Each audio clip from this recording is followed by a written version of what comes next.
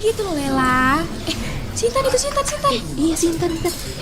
Intan, sini kau duduk sini. Duduk. Nggak apa-apa, aku di sebelah sana aja. Nggak usah gabung-gabung sama kita Dan di gitu sini. loh Kontan. Sana nih kita duduk. Ya udahlah. Tan, mana anakmu? Kok nggak dibawa? Nggak pernah kulihat anak kau lah. Masih belum punya. Ih, kok bisa? Kok bisa kau belum punya anak? Udah berapa lama kau kawin? Udah 3 tahun kan ya? Mulut orang inilah. Sakit kali hatiku dibuatnya. Ya namanya belum rezeki. Kalian tanyalah sama Tuhan. Saat lisan tak terjaga, begitu banyak hati yang tersakiti.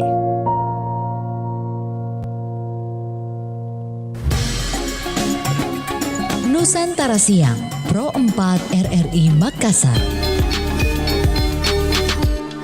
Assalamualaikum warahmatullahi wabarakatuh dan selamat siang sahabat budaya di mana saja berada. Kita bersama di siang hari ini di obrolan pelestarian budaya dan alhamdulillah di hari ini pula sahabat budaya kita belanja online atau topiknya belanja online lifestyle atau lifestyle trap.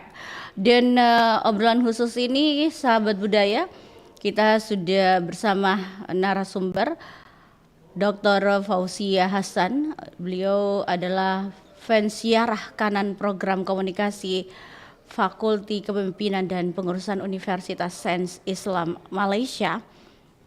Dan kita kali ini bersama beliau melalui Zoom. Kita menyapa beliau. Assalamualaikum Bu Fauzia. Waalaikumsalam Bu Haryanti. Apa kabar? Sama-sama. Baik, sama-sama Bu. Oke. Ibu terima kasih sudah bersama kami di siang hari ini melalui Zoom dan topik kita ini sangat dekat dengan keseharian kita yaitu belanja online. Nah, sebagai seorang akademisi di bidang komunikasi, bagaimana Ibu melihat fenomena belanja online ini dari sisi sosial dan perilaku? Silakan Bu Fauzia. Oke, alhamdulillah. Assalamualaikum warahmatullahi wabarakatuh. Waalaikumsalam warahmatullahi Terima kasih sekali wabarakatuh. lagi. Dan kepada semua pendengar RRI, saya diberitahu bahawa ini adalah radio nombor 1 di Indonesia. Alhamdulillah. Iya. Terima kasih Bu atas undangannya kita pada pagi ini. Mungkin kita akan berkongsikanlah Bu ya sedikit tentang pembelanjaan secara online ini, pembelian online. Kita tahu bahawa dari tadi konteksnya Ibu bertanyakan tentang dari dua aspek iaitu sosial, konteks sosial, perilaku. Dan kita tahu juga Ibu bahawasanya terutamanya kita lah bukan kalangan wanita ini memang suka melakukan pembelian secara atas talian ni. Online ya. Alright, tapi kalau kita tengok konteks sosial, kebaikannya adalah mungkin kita boleh meningkatkan komunikasi maya kita ataupun virtual kita dengan penjual. Pembeli sekarang kan Ibu kita ada jual beli secara live. Contoh dari situ kita boleh terus tanya kepada penjual bajunya, kain material bagaimana, saiz dan sebagainya. So, kita meningkatkan kita punya pada pandangan saya adalah communication skill ataupun konteks sosial pengguna. Dan selain itu juga Ibu saya fikir konteks sosial itu berkait rapat dengan ulasan-ulasan komen yang kita baca. Saya sudah beli 5, jadi kita pun tertarik untuk beli 1 contohnya. Dan sekarang ini kan trend kalau kita hendak jual barang kita gunakan influencer sebagai ambassador. So itu meningkatkan konteks sosial jugalah Ibu. Bagi dari sudut perilaku pula mungkin saya boleh simpulkan bahawa ia terkait dengan kita punya tingkah laku, habit ataupun kita punya tabiat semula jadilah Ibu. Contohnya seseorang yang mempunyai impulsive buying. Tak boleh nampak flash sale, tak boleh nampak lagi 1 jam harga akan kembali kepada asal. Kita cepat pembelian ya Bu. Betul. Itu daya tarik tersendiri buat ibu-ibu yang mau belanja Bu Fauzia. Betul. Itu adalah ketagihan yang kita rasa kadang-kadang pun perilaku ini ketagihan. Contohnya Ibu, kadang-kadang kita tak berpun Bu, kita buka apps Shopee kan contohnya. Tapi hanya kadang-kadang untuk kumpul point, dengan mata saja. Dengan membuka platform-platform yang menjual barangan secara atas talian ini memberikan ketagihan yang berpanjangan lah, ataupun yang tak boleh nak dibendung. So mungkin satu lagi point adalah dari aspek perilaku adalah tentang social comparison, yang mungkin kita sedia dengar perkataan FOMO, fear of missing out. Kita compare kehidupan kita, orang ada itu dan kita harus ada ini. So jadi kita tak mahu ketinggalan bersama geng-geng kumpulan kita dan sebagainya. Dan secara simpulnya Bu, dari untuk yang sesi pertama ini saya nampak bahawasanya platform online ni memang memberikan kemudahan lah Bu. Teknologi memudahkan kita dan tapi dia juga untuk tindakan dan fikiran kita lah dalam membuat keputusan untuk membeli. Betul, okey. Nah, Ibu Fauzia, lifestyle atau lifestyle trap, menurut Ibu Fauzia sendiri, kapan belanja online ini bisa disebut sebagai gaya hidup dan kapan ia mulai menjadi jebakan atau trap di masyarakat? Iya. Aduh, jadi kepikiran nih kalau belanja online. Menumpuk ini uang di belanja online Ibu Fauzia. Kadang-kadang kan Ibu kita rasa membeli secara online ni memang gaya hidup sekiranya kita merasakan ia adalah satu keperluan, contohnya beli makan, beli barang-barang yang memang kita rasa keperluan dan kita rasa kalau kita berfikir secara waras, mengikut pertimbangan, mengikut kemampuan kita, maka ia jadi gaya hidup yang sihat lah Ibu. Tapi dia akan jadi terjebak ataupun kejebakan itu bila kita berbelanja di luar kemampuan kita, ditambah pula kita ada ni Ibu pay later, etome. Kita membeli dulu, bayar kemudian. Aduh. Semakin kayaknya miring kepala Bu Fauzia. Jadi kita punya ketagihan untuk membeli itu tinggi kerana tak apa, bayar je dulu, kita beli je dulu. Kerana kita takut nanti kalau kita tak beli kita rugi. Betul. Kita beli dulu. Ini yang kadang-kadang kita tak sedar lah bukan, kita sebenarnya ada juga Bu, satu lagi mungkin gaya hidup ataupun kejebakan ni kerana kadang-kadang saya tak tahu tapi mungkin ada setengah wanita ni yang dia stres, dia mesti buat pembelian untuk menghilangkan rasa stresnya. Tapi dia tak sedar dia hilang stres dan hilang duit juga Bu. Jadi dua jebakan begitu maksudnya Ibu Fauzia ya. Stresnya hilang, terus habis itu uangnya juga hilang gitu ya.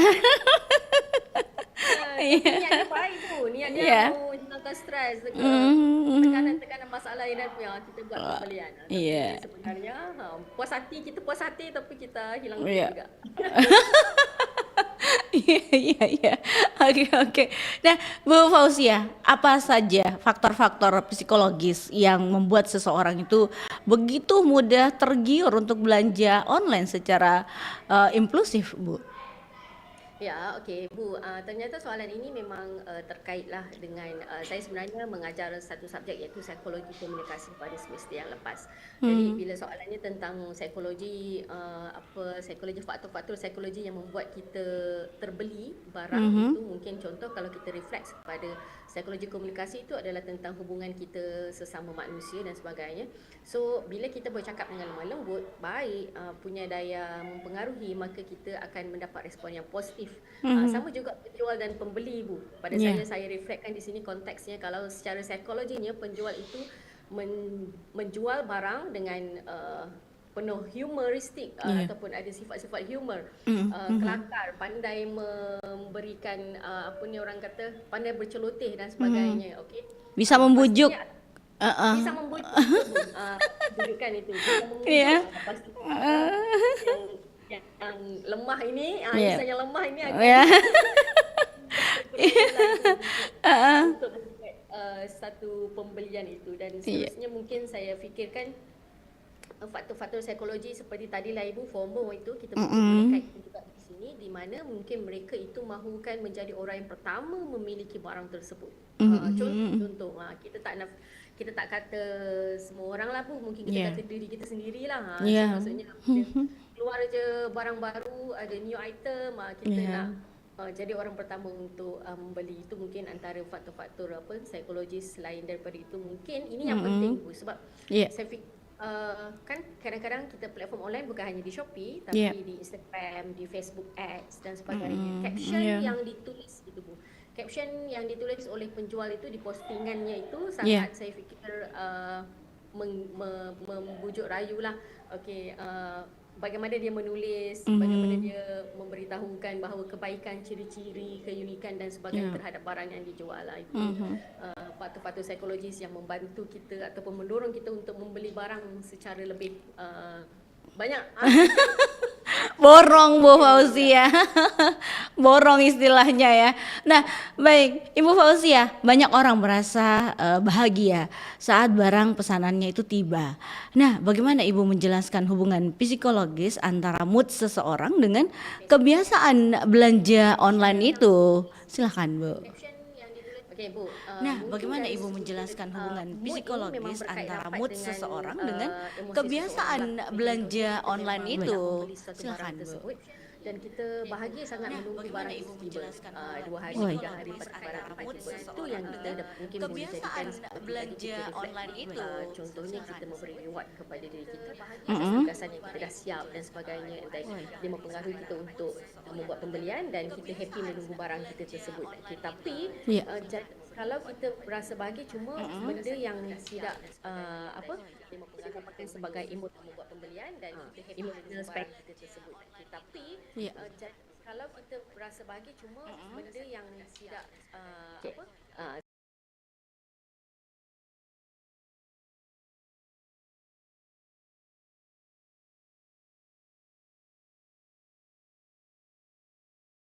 kecewa ini kita beli barang, maka itu emotional spending yang tidak baiklah Ibu, kerana mungkin kita tanpa sedar kita telah membeli barang dengan banyak ataupun di luar kemampuan kita. Kita beli barang, maka itu emotional spending yang tidak baiklah Ibu, kerana kita tanpa sedar kita telah. Itu ulasan saya untuk yang membeli barang berkaitan dengan ada dubbing Bu, jadi kita rehat dulu sejenak. Ada dubbing di telinga saya, kuping saya kurang tahu apa yang terjadi. Tapi kita akan kembali Ada Ibu. dubbing Bu, jadi kita rehat dulu. Baik, saya sejenak. akan Ada kembali dubbing, bersama Ibu di, Fazia telinga sesaat saya, lagi. kuping Kita saya kurang dengarkan tahu dulu apa yang yang berikut ini. terjadi. Tapi kita akan kembali. Baik, saya akan kembali bersama Ibu Fazia. Assalamualaikum warahmatullahi wabarakatuh. Salam sejahtera untuk semuanya. Swastiastu, Namo Buddhaya, salam kebajikan. Sahendra Asmo, Direktur Utama LPP Radio Republik Indonesia, mengucapkan Dirgahayu ke-80 Radio Republik Indonesia. Angkasawan-angkasawati RRI yang saya cintai, 80 tahun perjalanan radio di Indonesia adalah sejarah panjang pengabdian untuk bangsa. Radio, khususnya RRI, bukan hanya sebagai media informasi dan hiburan, melainkan juga sebagai pemersatu bangsa sejak era perjuangan hingga hari ini. Dengan mengusung tema memperkuat peran RRI, mendukung tujuan negara, bersatu, berdaulat, rakyat sejahtera, Indonesia maju, kita menegaskan kembali komitmen RRI untuk selalu hadir di tengah masyarakat, menjaga persatuan nasional, meneguhkan kedaulatan, serta turut mendukung tercapainya kesejahteraan rakyat dan kemajuan Indonesia. RRI akan terus berperan sebagai wahana informasi publik dan media perekat kebangsaan sejalan dengan cita-cita Indonesia Emas 2045 melalui siaran informasi, edukasi, hiburan, dan literasi digital yang sehat. RRI berkomitmen untuk menyukseskan program pembangunan nasional, menjaga ruang dialog yang inklusif bagi seluruh lapisan masyarakat. Mari kita jadikan momentum Hari Radio ke-80 ini sebagai semangat baru untuk beradaptasi dengan perkembangan zaman, memperkuat transformasi digital, serta menjaga kepercayaan publik agar RRI senantiasa relevan dan bermanfaat bagi bangsa. Dirgahayu ke-80 Radio Republik Indonesia. Bersatu, berdaulat, rakyat sejahtera, Indonesia maju. Wassalamualaikum warahmatullahi wabarakatuh.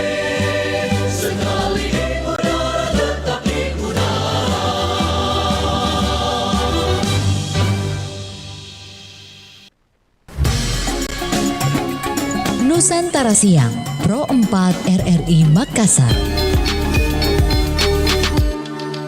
Baik, melanjutkan perbincangan kita bersama Ibu Fauzia di siang hari ini dan mengenai belanja online. Yang pasti kalau ibu-ibu di rumah itu belanja online ini sangat apa ya, sangat menjamur begitu di seluruh dunia, mungkin bahkan Indonesia juga begitu ya, Ibu Fauzia. Sangat menjamur begitu di Ibu Fauzia, saya juga masih dubbing ya mendengarkan suara saya langsung ya. Saya kurang tahu ini ada gangguan apa ini Ibu Fauzia. Ya, mohon. Ya, baik. Ibu Fauzia, oke, aman. Baik. Oke, baik Ibu Fauzia, sistem pembayaran yang mudah seperti pay letter itu seringkali menjadi jebakan bagi ibu-ibu lah pastinya. Nah, bagaimana Ibu melihat dampak keuangan dan psikologis dari kemudahan ini, terutama bagi audiens dengan level ekonomi menengah ke bawah? Silakan Bu Fauzia. Okay, terima kasih Bu. So kita memang tahu kan Ibu tadi pun kita ada cakap tentang bayaran ansuran. So by now kita Oh ya, oke. Silakan Bu Fauzia dilanjutkan. Alright, kita tahu secara teorinya Ibu, maksudnya pay later ni memang memudahkanlah kepada pengguna ataupun pembeli yang mahu membuat bayaran secara online, kerana mereka boleh beli dahulu, bayar kemudian. Namun ianya kemudian memang memberikan risiko lah Ibu, kepada sedikit risiko kepada mereka yang mungkin kemampuan kewangannya agak terbatas. Jika mereka tidak pandai membuat perbezaan di antara keperluan maupun kebutuhan ataupun kehendak. Itu yang akan memberikan risiko yang tinggi lah kepada golongan yang seperti Ibu katakan tadi, level ekonomi menengahnya dan ke bawah. Mungkin saya lihat sistem pay later ini membantu mereka yang memerlukan untuk membayar ataupun membeli barang yang sememangnya mereka perlukan. Tapi jika banyak, contohnya kalau kita nak beli baju kan Ibu, kita tak perlulah kod. Pada pandangan saya lah, tak perlulah pakai pay later ini, kerana baju itu adakah kita perlukan? Kerana kita dah hari-hari beli baju dan kita banyak baju kita di rumah. Mubasir Bu Fauzia. Iya. Kerana inilah Ibu, kita dibuka dengan ilusi kita sendiri. Tak apa, beli dahulu, bayar kemudian. Tak ada duit, kita akan simpan. Tak apa, kita fikir bulan depan. Sebab kita beli dulu barang ni, bulan depan baru kita bayar. Jadi kita titip wang untuk sampai ke bulan depan. So mengambil contoh, kalau di Malaysia pun Ibu, BNPL ni BNPL, Buy Now Pay Later ini amat popular. Kerana satu, tiada interest untuk 2 hingga 3 bulan, kalau saya tidak silap. So tapi Bank Negara Malaysia juga memberikan edukasinya kepada masyarakat supaya tidak terlalu berbelanja secara boros ataupun menggunakan sistem pay later ini, kerana takut meningkatkan kadar keberhutangan yang serius lah Ibu, kerana sikit-sikit Ibu, contohnya setahu saya di Shopee itu up to limit RM3,000 pembelian menggunakan pay later. Tapi saya belum punya experience menggunakan buy now pay later. saya punya hikmahnya Ibu, sebab akaun Shopee saya tidak membenarkan saya menggunakan, sebab mungkin ada silap di registrasi. Masa saya nak register tu, saya tak boleh, saya ada 2 akaun. Jadi Alhamdulillah. Jadi Allah melindungi saya untuk tidak berbelanja boros. Jadi saya hanya berbelanja mengikut kemampuan kewangan saja. Alhamdulillah. So kita dah cuba-cuba untuk register call customer service Shopee pun tak boleh juga, sebab tahunya saya ada 2 akaun di Shopee, jadi dia tak tahu yang mana satu saya guna dan sebagainya. Hikmahnya lah Ibu, kita tidak mempunyai sistem, tidak mengaktifkan pay later tu. Alhamdulillah. Okey. Nah, Bu Fauzia, menurut kita sendiri bagaimana seseorang itu bisa membedakan antara kebutuhan dan keinginan saat belanja online agar tidak terjebak dalam utang? Ya, Ibu, ini mungkin satu soalan yang agak critical ataupun complicated, susah, tapi jawapannya senang. Sebab saya fikir macam mana untuk membedakan di antara kebutuhan dan keinginan itu hanyalah hati kita saja Bu. Jadi kita yang hati kita ini yang mendorong fikiran kita dan juga tindakan kita, sama ada kita berfikir dahulu sebelum add to cart, sebelum check out dan sebagainya setiap barang, kerana kadang-kadang saya tak nafikan lah, Ibu, bukan kita termasuk kita sesiapa saja pula. Mungkin kita ada sifat untuk menunjuk-nunjuk, untuk menjadi FOMO ataupun nafsu keinginan yang tinggi untuk membeli dan sebagainya. Tapi kunci utama kita adalah hati kita lah. Kalau hati kita rasa, maksudnya tak mengikut, orang kata ikut hati ni mati rasa binasa. Ya. So kita takut nanti kalau ikut nafsu, nanti pastinya kita akan merasakan, contohnya kalau ikut nafsu, kita akan kata tidak, ini semua keperluan, padahal ianya hanya nafsu saja. Kita mahu beli barang yang sudah ada dan sebagainya. Apalagi sekarang Bu Fauzia, kalau dilihat para ibu biasanya tidak mau ketinggalan, temannya pakai yang begitu, saya juga mau deh. Karena biasa hasutan teman juga itu kadang-kadang menggoda Bu Fauzia. Iya kan? Iya kan. Nah, bagaimana ini Bu? Apalagi secara psikologis maupun juga kebutuhannya baik aja. Tas tangan yang baru setiap kali ada event. Itu yang membedakan kita keperluan ataupun keinginan. So, itu yang jadi hati kita sajalah, Ibu, yang boleh mendidik akal kita dan juga tingkah laku kita, fikiran kita untuk tidak membazir dan sebagainya. Tapi kalau mampu tak ada masalah, Bu. InsyaAllah kita tidak, asalkan kita tidak terlibat dalam keberhutangan yang serius, insyaAllah, sebab kemampuan orang kan berbeza-beza dan keinginan orang pun kita tidak boleh halang, Ibu. Pada pandangan saya lah. So makin rancaklah ekonomi, insyaAllah. Katanya semakin banyak utang semakin banyak rezeki, Bu Fauzia. Gitu. Harus kerja lebih kuat. Itu. Baik, Ibu Fauzia, dalam perspektif komunikasi, nah bagaimana sebenarnya media sosial itu dan promosi yang gencar dari e-commerce ini mempengaruhi perilaku konsumen, bahkan menciptakan rasa cemas jika tidak mengikuti tren. Itu tadi yang saya bilang, Bu Fauzia, biasa adanya 88 2005 atau 10 2005, wah diskon, wah mari kita berborong bersama. Silakan. Iya. 9 2005. Ih, cocok.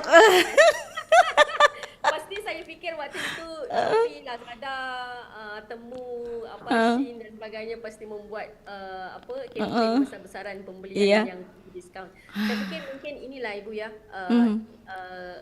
agresifnya iklan-iklan di media sosial yang kadang-kadang seperti mana yang Ibu katakan tadi, bahawasanya mereka mempengaruhi perilaku ataupun tingkah laku pengguna. Ibu bayangkan kalau kita buka Facebook, hari-hari dia akan lalu di wall kita, iklan ini, iklan baju ini, beli satu dapat satu, beli satu gratis 3 dan sebagainya. So kita di hari-hari dipasakkan dengan perkara yang sama, kita mungkin akan sedikit sebanyak tertekan. Itu yang mungkin edukasi penting juga kepada para pengguna supaya kita tidak mudah terpedaya. Contoh lagi satu, itu yang teknik marketing lah yang digunakan. Itu memang tugas mereka, Ibu, untuk mempromosikan barang tersebut.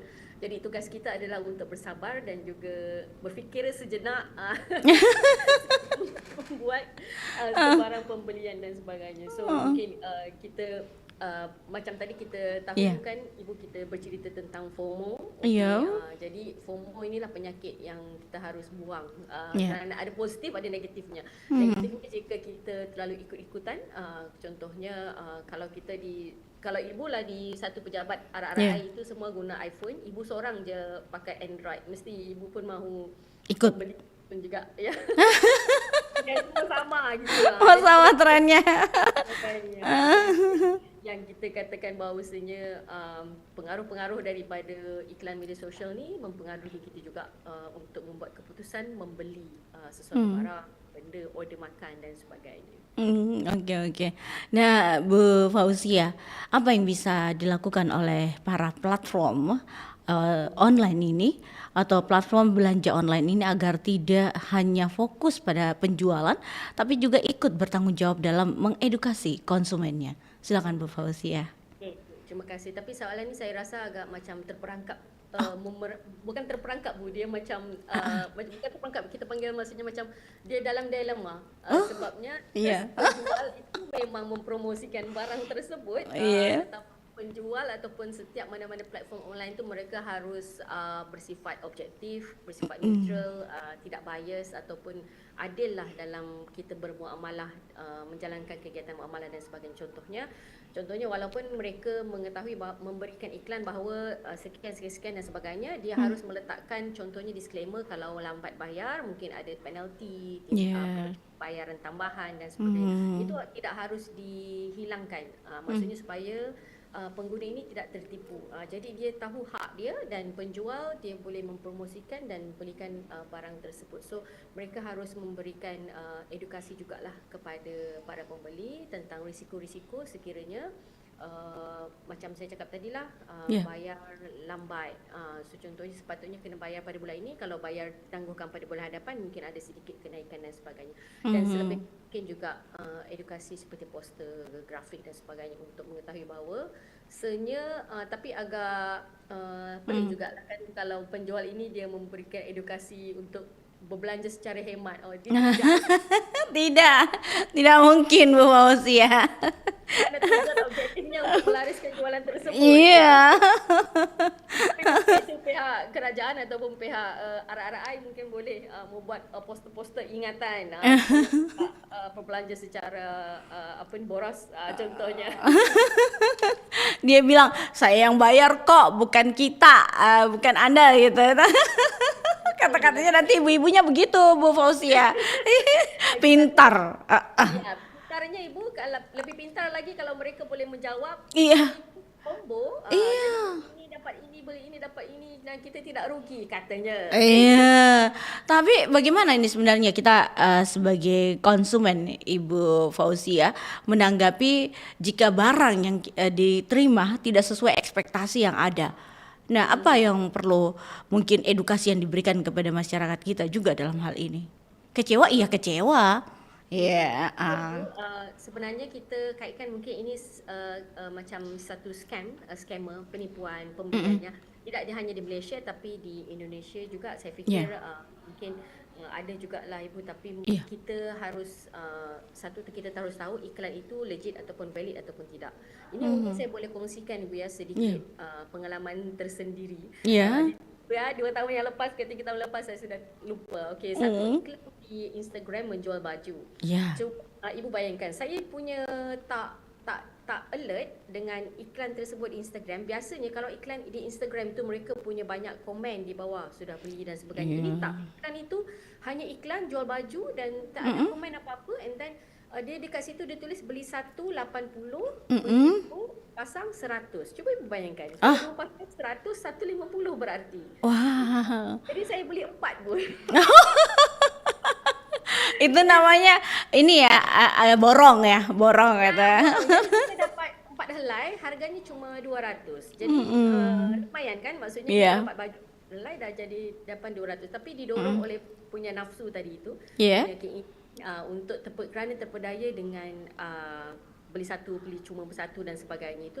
Tetapi dan kemudian saya WhatsApp di WA di nombor tersebut, bila kita dah buat bayaran dan sebagainya, WA tersebut hilang. Kita tak boleh WhatsApp lagi, kita dah kena block dan kita sebenarnya sudah ditipu setelah kita selesai buat pembayaran. Jadi saya rugilah 200 ibu dan 200 ringgit juga rugi tidak dapat baju 4 pasang. Berarti terjebaknya 2, trapnya tuh 2 ya Bu Fauzia ya. Jadi kita ngobrol sama kawan-kawan, lain kali kalau nak beli baju cuba tengok dulu iklan tu betul. Kadang-kadang mereka hanya letak gambar-gambar saja ibu, tapi baju tu tak betul. Dan juga itu kan tidak menggambarkan edukasi penjualan yang baik ya Bu Fauzia ya kalau dipikir ya. Kita selalu kita manusia, kita terpedaya. Tapi setelah itu saya bertaubatlah ibu. Mudah terpedaya dengan apa-apa saja iklan yang keluar. Kadang-kadang dia algoritma kan ibu, kita cakap pasal baju, kita cakap pasal nak beli, dia akan terus automatik keluar dalam kita punya wall. IG, feed IG dan sebagainya. Betul. So itu yang memperkatakan mereka ni Instagram ni boleh baca kita punya fikiran. Boleh baca kita punya keinginan. Kita gunakan iklan ni. Tiba-tiba iklan up dekat kita punya wall dan sebagainya. Iya. Dan biasa Bu begini, kalau kita sudah membeli di toko itu, tetap itu selalu muncul di media sosial kita, ke akun kita selalu muncul. Dan sebenarnya ini Pak salah satu juga kunci dari pemasaran yang mereka lakukan, Bu Fauzia. Ya, sebab mungkin salah satu kalau kita pergi di tokonya, kedainya, mungkin kita tulis nombor handphone kita, email kita dan sebagainya. So kita mungkin dapat daripada situlah Bu untuk terus terkoneksi dengan kita. Jadi mungkin kadang-kadang sewaktu birthday kita, mereka akan hantar email, hantar mesej, bagi tahu ada diskaun 30% untuk yang menyambut hari lahir pada bulan ini contohnya. Mungkin itu sifat-sifat tambahan lah yang menyebabkan kita akan membuat buying purchasing kepada di toko itu ataupun dari online dan sebagainya. Saya fikir itu yang akan menambah keinginan kita untuk membelilah. Kayaknya kita cocok perasaan kita. Cocok kayaknya ibu-ibu ngumpul cerita itu belanja online ya. Oke, Bu Fauzia, bagaimana cara kita sebagai individu bisa membangun literasi digital yang kuat agar tidak mudah termakan oleh strategi pemasaran yang manipulatif? Iya, silakan Bu Fauzia. Ya, mungkin apa yang saya boleh katakan ini bahawasanya kalau kita perlu ada sedikit ilmu lah Ibu ya. Untuk celik media macam saya tadilah. Maksudnya kita tidak mudah terpedaya dengan apa saja iklan-iklan yang kita rasa sangsi dan sebagainya. Kita harus cek dulu. So kepentingan itu membangun literasi digital yang kuat untuk kita membantu ataupun mengeducate. Mungkin boleh ambil peranan oleh pihak kerajaan contohnya ataupun mana-mana jabatan untuk memberi edukasi terhadap pengguna-pengguna media sosial ataupun pengguna platform online untuk tidak terburu-buru dalam membuat pembelian. So seperti yang macam saya katakan tadi Bu kan, setiap orang kita harus tahu bahawasanya ada link yang kalau kita nak belilah di platform yang sah ataupun belilah di platform yang memang kita tak ragukan dan sebagainya. So kalau kita beli di platform-platform ataupun di mana-mana link yang mungkin tekan saja kita bagi nombor akaun, mungkin dah ambil duit kita dan sebagainya. Itu pentingnya Bu di Malaysia maupun di Indonesia tentang, dan sekarang di Malaysia juga kita juga menggiatkan tentang kempen celik berita, celik dan sebagainya. So celik IT literasi media digital ini pun harus disampaikan supaya masyarakat ataupun pengguna mereka tahu hak dia. Supaya tidak ditipu. Jadi kalau ditipu itu nanti bikin kita marah kan. Apalagi barangnya tidak sesuai dengan size yang ada. Pesannya umpama dibilang iya size-nya L, yang datangnya S, kan kecewa. Nanti kena return lagi. Kena return terus. Biasanya juga kita tertipu dengan warna. Yang kita maunya warnanya lain, dikirimnya warna lain Ibu Fauzia. Nah ini juga bikin greget para ibu. Aduh, kenapa salah ini tuh ya. Jadi inilah yang kadang-kadang juga bikin bohong. Ya kan, yang begitu. Mungkin adakah Bu Fauzia yang bisa dilakukan oleh pihak terkait untuk platform media atau media digital yang juga tidak sesuai dengan ekspektasi yang ada? Betul. Contoh macam kalau di Malaysia ini kita ada istilah barang order, barang sampai. Barang order lain. Iya. Contoh di Malaysia ini kita pengguna mereka ada hak KPD NKP. Kalau kita di Malaysia inilah mereka ada hak untuk membuat tuntutan sekiranya dapat barang yang salah dan sebagainya, mereka boleh membuat aduan untuk mengembalikan hak dapat pampasan dan sebagainya. So itu pengguna perlu tahu hak mereka. Sekiranya mereka ditipu, mereka harus boleh buat laporan polis, buat laporan ke KPD NKK dan sebagainya. Jadi kita tidak pada pandangan saya sebagai pengguna kita tahu hak kita dan kita tidak ditipu supaya kita boleh kembali duit kita dan kita boleh buat belanja yang lain. Okey. Baik, Bu Fauzia, kita jeda dulu. Nanti kita akan kembali berbincang lagi sesaat lagi. Okey, terima kasih Bu. Ya.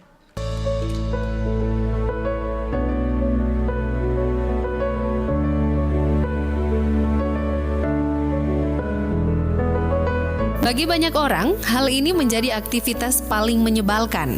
mata jadi berair seperti sedang meratapi kesedihan yang luar biasa saat mengiris bawang.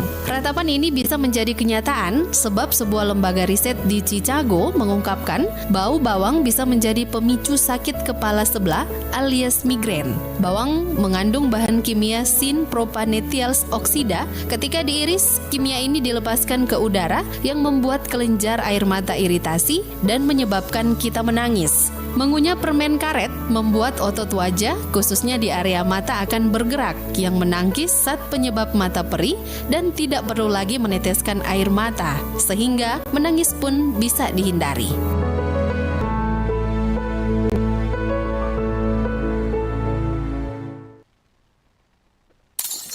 Dira, berapa kali harus Mama bilang, jangan main gelas. Iya, maaf, Mak. Dira, mobil Papa jadi lecet ini kan? Kamu memang nakal ya? Maaf, Pak Dira nggak sengaja.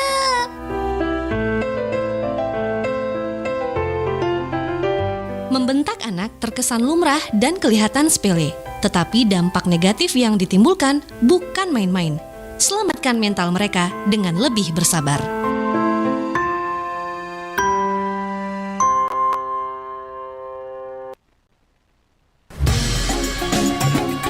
Nusantara Siang, Pro 4 RRI Makassar. Baik, kita melanjutkan perbincangan kita bersama Ibu Fauzia kembali siang hari ini. Bu Fauzia, bagaimana harapan Ibu sendiri untuk masa depan belanja online agar bisa menjadi aktivitas yang lebih sehat dan juga bertanggung jawab bagi masyarakat? Silakan Bu Fauzia. Ya, terima kasih Bu. Mungkin ini rangkuman lah Ibu ya dari setiap yang kita sharingkan tadi. So kita mengharapkan agar semuanya pengguna media sosial ataupun masyarakat kita sama ada di Malaysia atau Indonesia, mereka tahu hak dia. Jadilah pengguna yang bijak, macam saya katakan tadi. Yang pertama jangan mudah terpedaya seperti saya, mudah beli barang membuta tuli. Sama. Tamakan yang ada datang dihasuti syaitan agaknya Ibu masa itu. Membeli. Okey, so kita kena tahu bahawa setiap sen yang kita keluarkan itu adalah milik kita. Dia macam setiap sen itu adalah peluh usaha kita, Bu. Jadi kita harus manfaatkan setiap sen kita itu dengan lebih orang kata apa, dengan lebih baik supaya kita tidak rugi. So bila bercakap tentang sihat, kita kena tahu bahawasanya minda yang sihat, jiwa yang sihat mungkin sedikit sebanyak mempengaruhi juga kewangan kita yang sihat. So kalau kewangan kita tidak sihat, kita kan pusing Bu ya. Harus gimana bayar ini, bayar itu, lagi tambah hutang pada bulan depan dan sebagainya. So mungkin harapan saya agar sedikit perkongsian kita pada pagi ini memberikan satu kecelikan lah, walaupun tidak secara formal pembelajarannya, tapi sharing-sharing sebegini mungkin memberi sedikit informasi yang berguna lah kepada semua pendengar RRI insyaAllah. Ya, okey. Bu, closing statement Bu Fauzia mungkin untuk para pendengar kita agar mereka bisa menjadi konsumen yang bijak dan juga tidak terjebak dalam lingkaran belanja yang merugikan. Silakan Bu Fauzia. Ya, mungkin ini closing kita, tapi sepanjang perbualan kita tadi ataupun perbincangan kita tadi, kita kan sudah seperti menyimpulkan satu tagline, iaitu jiwa yang sihat dimulai dengan kewangan yang sihat. Ya. Ya. Cica. Ya, kita harus pertama tadi kita harus membezakan di antara kebutuhan ataupun keinginan. Jadi yang kedua, kita harus bersabar sebelum membuat pembelian. Kita mungkin boleh mendengar, melihat ataupun membuat penyelidikan ataupun research terlebih dahululah terhadap barang tersebut. Tapi sebab kita takut kadang-kadang Bu, kita beli skincare contohnya di platform Shopee, di situ dia tulis original tapi saya sampai dekat kita fake.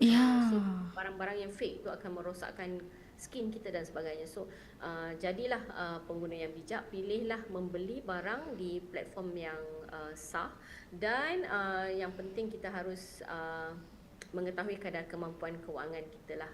Itu yang kita tidak menghalang orang untuk membeli kan Bu ya. Setiap orang berhak untuk membeli, tapi harus hati-hati supaya kita tidak pusing pada bulan hadapan.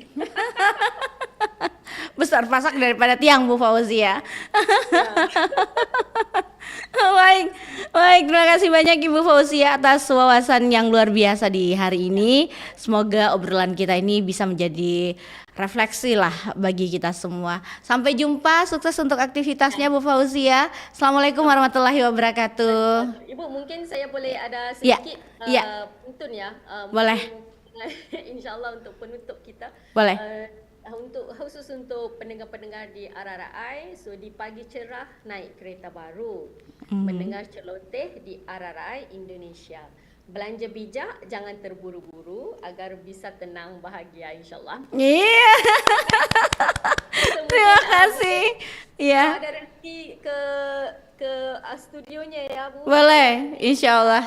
Boleh di orang kata bertemu secara fizikal. Iya, semoga Ibu ya panjang umur ya, kita ketemu ya Bu secara langsung. Terima kasih, sukses Ibu Fauzia. Assalamualaikum warahmatullahi wabarakatuh. Waalaikumsalam warahmatullahi wabarakatuh. Terima kasih semua. Terima kasih. Baik sahabat budaya di mana saja berada, tuntas sudah kebersamaan kita di obrolan siang hari ini.